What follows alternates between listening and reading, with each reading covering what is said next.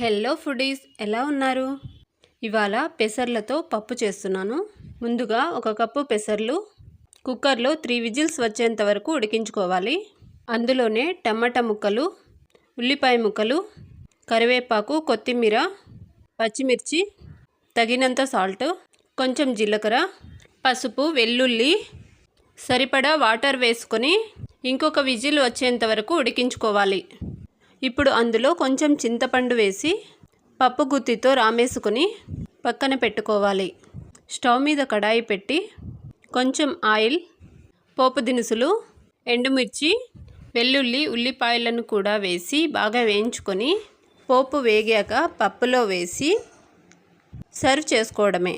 ఇంకొక easy and tasty రెసిపీతో మళ్ళీ కలుద్దాం. అందాక లైక్ చేసి, షేర్ చేసి, సబ్స్క్రైబ్ చేసుకోవడం మర్చిపోకండి.